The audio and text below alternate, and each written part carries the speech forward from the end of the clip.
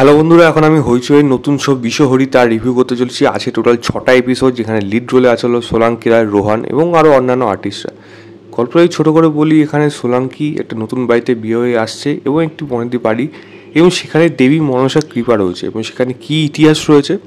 সেই বাড়িতে যদি কেউ পুজো করে বা সেখানে যদি দেবী মনসার বাহন সাপকে মারা হয়, তাহলে সেখানে যারা পুজো করবে বা যারা সেই সাপকে মারবে বা যারা দেবী মনসার এগেনস্টে যাবে বা যারা দেবী মনসা হয়ে পুজো করতে যাবে, তাদেরকে সবাই মৃত্যুবরণ করতে হবে। তাকে সাপের কামড়ে কোনো না কোনোভাবে সাথে মারা যাচ্ছে।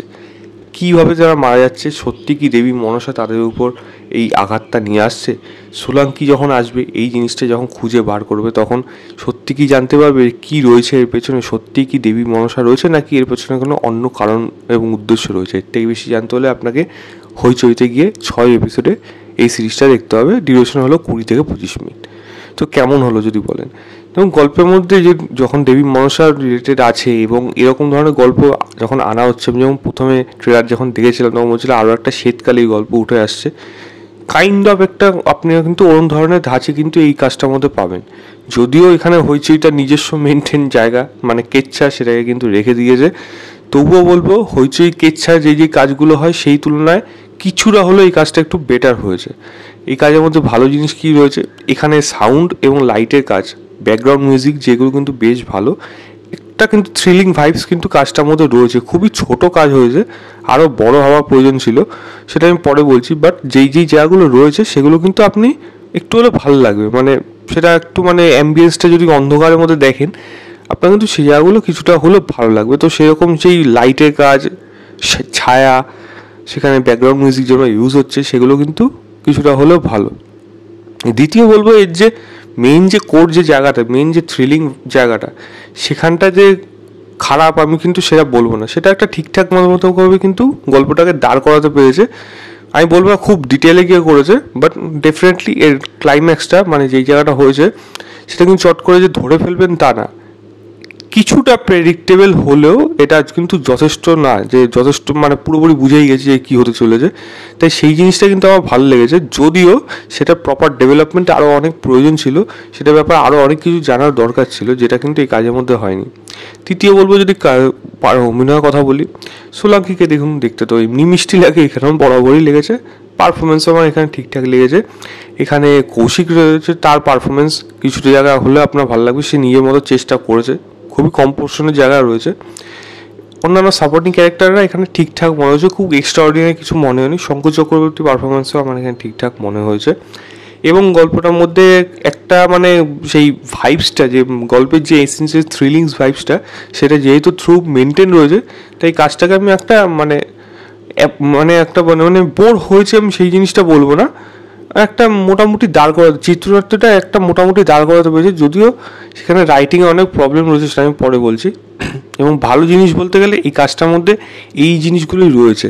একটা ইতিহাস আছে, সেই ইতিহাসটা কী, সেখান থেকে কীভাবে আসলো, এবং সেই জিনিসটার মধ্যে কোথাও না কোথাও হইচই জিনিস রিলেটেড থাকলেও আমি বলবো এই কাজটা কিন্তু একেবারেই খারাপ কাজ হয়নি। তবে যেই জিনিসটাই গল্পের মধ্যে খারাপ হয়ে গেছে, সেটা হলো এক তো গল্পটা খুবই ছোটোর মধ্যে শেষ করে দেওয়া হয়েছে। এপিসোডগুলো ক্লিফ হ্যাঙ্গার যেরকম জায়গায় দেওয়া আছে সেগুলো যথেষ্ট নয়।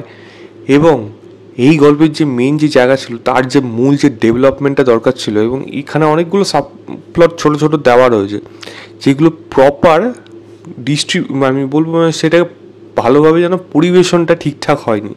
আরও একটু প্রয়োজন ছিল, আরও একটু সময় নেওয়ার প্রয়োজন ছিল, আরও একটু ইন ডিটেলসে যাওয়া দরকার ছিল, যেগুলো এই গল্পের মধ্যে যায়নি। সুজিত রায় ডিরেক্টর খুব একটা যে ব্যাপক হয়েছে বা ভালো, খুব একটা যে ভালো হয়েছে সেটা আমি বলতে পারবো না। রাইটিং লেভেলেও চিত্রনাট্য কিছু কিছু জায়গা হলো, বিশেষ করে রাইটিং এবং ডিরেকশন, এই কাজটার মধ্যে আরও ভালো হওয়ার প্রয়োজন ছিল। আমার মনে হয় সেটা হলে অনেকটা বেটার হতে পারতো এই কাজটা। যতটা এই গল্পটার মধ্যে কিছু পোটেনশিয়াল ছিল, সেটা কিন্তু হয়ে উঠতে পারেনি। হয়েছে এই নিজস্ব তাদের ছোঁয়া, মানে তাদের কেচ্ছা তো থাকবে এই গল্পের মধ্যে, তো সেটা এই গল্পের মধ্যেও আছে। কেচ্ছা বাদ দিয়ে যদি কাজটাকে বিবেচনা করা যায়, তাহলে কিন্তু কাজটাকে কিন্তু আমি একদম খারাপ কাজ বলতাম না, আমি একটা ভালো কাজ বলে দিতাম। কেচ্ছা রয়েছে, প্লাস গল্পের মধ্যে একটা ব্যাপার রয়েছে, যার জন্য ব্যাপারটা আমার কাছে একটা মোটামুটি অ্যাবোভ অ্যাভারেজ জায়গার মধ্যে থেকে গেছে।